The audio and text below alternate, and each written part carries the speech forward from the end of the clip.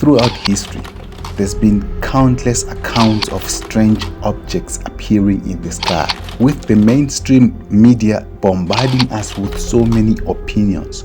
What does the Holy Scriptures actually teach on this topic of UFOs? That's what we are looking at today. We ask ourselves, are UAPs part of the end-time biblical prophecies, or are they just a fickle fable from Hollywood? Ephesians chapter 6 verse 12, it exposes us to a dark mystery. This is what it says: "We wrestle not against flesh and blood, but against rulers, authorities, and powers in the heavenly places." The word heavenly places, it means from the sky to the deep space. That's the word heavenly places. And rulers, the word rulers actually means powerful lords or princes. And these warlords, they just so happen to be hostile towards mankind, as we can see in this verse. And do we know why these warlords are after us? It's because they are actually creatures stuck in limbo, like cold remnant prisoners awaiting for sentencing. They were once at a place of peace and harmony, and they decided to abandon that place for a lonely space. Now they find themselves living in an environment that is surrounded by a desolate expanse devoid of any companionship or warmth. To them, love is but a faint, distant memory. So this is why they're after you and me. They're after our bodies, just to stimulate their long-lost senses in a moment of carnality. And they want our minds, just for a second, to experience how it is to meditate. But most importantly, they want to cause our souls to suffer the same fate of eternal damnation that they are going to suffer. They want us to be part of the prisoners that are awaiting for this eternal judgment. This is what they are after.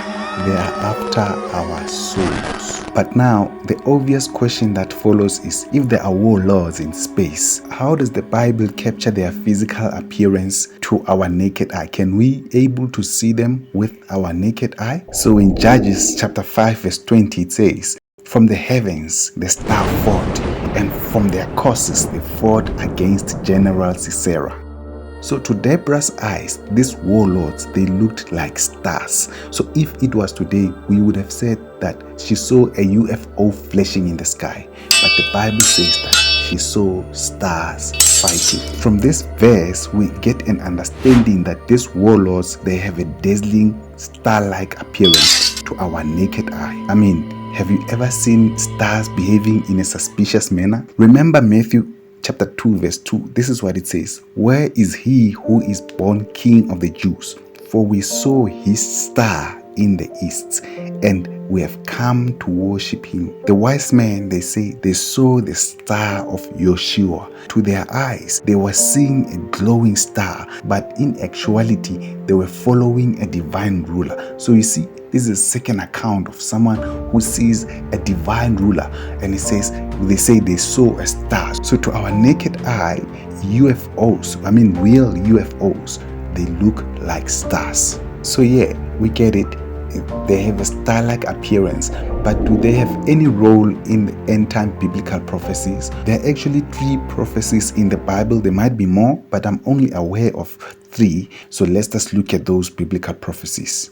"It grew until it reached the host of the heavens, and it threw some of the starry host down to earth and trampled on them." Did you catch that? It says that the Antichrist grew as high as the hosts of heaven, and he cast down some of the stars to earth. So the Antichrist is going to have the ability somehow to cast some of the stars from the second heaven to earth. So that's the first prophecy. And the second prophecy is in Revelation chapter 9.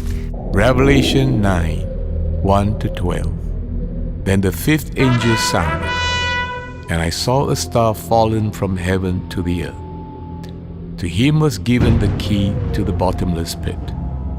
And he opened the bottomless pit, and smoke arose out of the pit like the smoke of a great furnace. So the sun and the air were darkened because of the smoke of the pit. This is a sure prophecy of a mass experience of a biblical real UFO. We will be saying we have seen unidentified flying objects, but in actuality, these are rulers that dwell in space. So the last prophecy is when Satan is finally expelled from heaven. Let's listen to it. And another sign appeared in heaven. Behold, a great fiery red dragon having 7 heads and 10 horns and 7 diadems on his head. His tail drew 1/3 of the stars of heaven and threw them to the earth. So the great dragon was cast out, that serpent of old, called the devil and Satan, who deceives the whole world. He was cast to the earth, and his angels were cast out with him. And I heard a loud voice saying in heaven, Now salvation and strength and the kingdom of our God and the power of his Christ have come. For the accuser of our brethren, who accused them before our God day and night, has been cast down. It says, with his tails he swept 1/3 of the stars from heaven. To our eyes, it appears as if we are looking at a star, but we are actually looking at something that is alive. If it was not alive, it couldn't be able to fight. When the Bible says she saw stars fighting, God in the book of Job, it says the stars are singing. And in Revelation chapter 9, a star is opening the bottomless pit. So clearly stars are living. So it's not just hollow bodies of gas, but some stars, in fact, they are actual beings. That is why we have people who can receive information, accurate information from the stars, because stars have a voice, they speak, they are alive according to the Bible. The question now that comes to our minds, what about all those Pentagon videos that have been released in the news, and those army pilots who have been giving testimonies describing UFOs as military crafts? What about them? The challenge with all these testimonies and all these videos that we see, the challenge with them is that they are physical. No matter how abnormal they behave, it always boils down to the fact that they are physical. It's a craft that operates within our dimensions.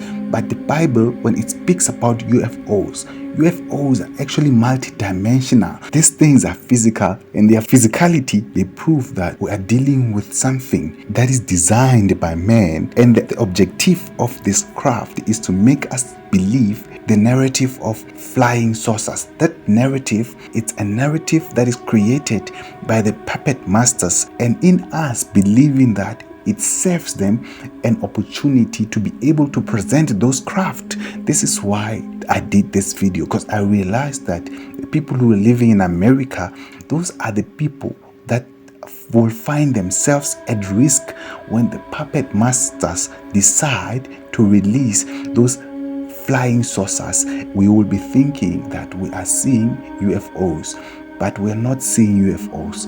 UFOs, according to the Bible, even though you can see them with your naked eye, you cannot follow through with the science, because they are multidimensional beings. So the laws of science cannot apply to them. So let us just know that biblical UFOs, when we look at them, we think we are seeing stars, but actually they are alive, and they cannot crash, and they cannot be observed by our science. All those crafts that they have, they are not real UFOs, but they are man-made UFOs. So if you are an American, just know that you are living in a place where the script that they want the world to believe plays out. The end goal of the script is to collapse global governments and for them to reform a new government that consolidates all the global governments into one. Because governments as they are, they must dissolve, and for them to dissolve all at the same time, there must be chaos of biblical proportions. There's going to be a time when these flying saucers actually starts attacking people, mass killings of people. So if you are in America, when that time comes, please take cover. And if you cannot take cover, may Yah be with you.